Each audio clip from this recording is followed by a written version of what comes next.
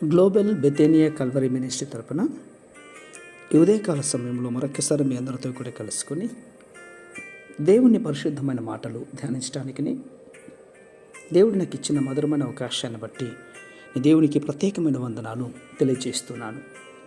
ఈరోజు కూడా పరిశుద్ధమైన వేద గ్రంథంలో నుండి మరి ఒక చక్కటి మాటను చదువుకుందాం. సామెతల గ్రంథము 11వ అధ్యాయము 12వ వచనాన్ని నేను చదువుతున్నాను. దయచేసి గమనించండి. సామెతల గ్రంథము 11వ అధ్యాయము 12వ వచనము. తన పొరుగు వానిని తృణీకరించువాడు బుద్ధి లేనివాడు, వివేకి అయిన వాడు మౌనముగా ఉండును. దేవునికి స్తోత్రం కలుగునుగాక.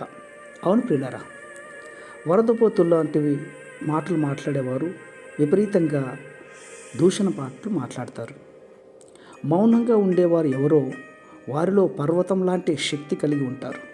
అవును, అలాంటి వారి మనస్సులో దేవుని గూర్చినటువంటి వివేకం, జ్ఞానం కలిగి ఉంటారు.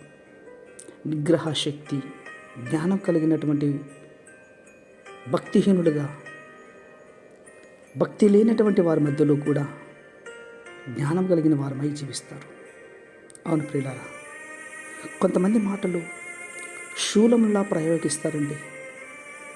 మన చేత ఎలాగైనా సరే నోరు తెరిపించి మన భక్తిని పాడు చేయడానికి, కోపం చేత, అపవాది చేత సాతానుడు మన నోటిని ఉపయోగిస్తాడు.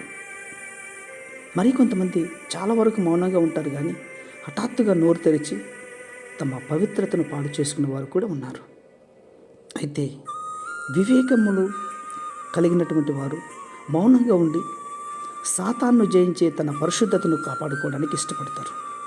ఇక్కడ వివేకం అంటే మాట్లాడేవారు వెనుక ఉన్నటువంటి శక్తి ఏంటి, మాట్లాడుచున్నటువంటి ఎటువంటి వ్యక్తులు, వారు పవిత్రులా అపవిత్రులా, వారు దైవభక్తి కలిగినటువంటి వారా, దైవభక్తి లేనటువంటి వారా, మనము ఏ మాటలకు మౌనంగా ఉండాలి, ఏ మాటలకు సమాధానం ఇవ్వాలి, ఆ సమాధానం ఎలా ఉండాలి అన్నటువంటిది కలిగి ఉండడం చాలా మంచిది.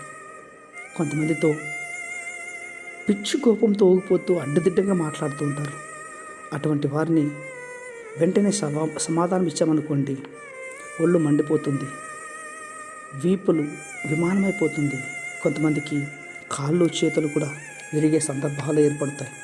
కాబట్టి అలాంటి వారి మధ్యలో సమాధానం ఇవ్వడానికంటే కూడా మౌనంగా ఉండి సమాధానం ఇవ్వకుండా ప్రభువునందు ధ్యానించి ఉండడం చాలా మంచిది. పరిశుద్ధమైనటువంటి మా ప్రియ పరలోకపు తండ్రి, నిజమే నాయనా, తన పొరుగు వారిని తృణీకరించేవాడు బుద్ధి లేనివాడు అని సెలవిస్తుంటున్నాం.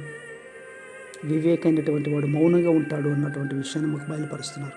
ఈ మాటలు వింటున్న బిడ్డలు కోపాలకి వెళ్లకుండా, కోపం వచ్చిన సందర్భంలో మౌనంగా ఉండి నీ యందు ధ్యానం కలిగినటువంటి గొప్ప తత్వాన్ని బిడ్డలకు మీరు అనుగ్రహిస్తున్నందుకే స్తోత్రాలు అర్పించుకుంటూ చిన్న ప్రార్థనను మా రక్షకుడిని యేసయ్య నామమున అడిగి వేడుకొని పొందుతున్నాం మా తండ్రి. ఆమేన్, ఆమేన్, ఆమేన్.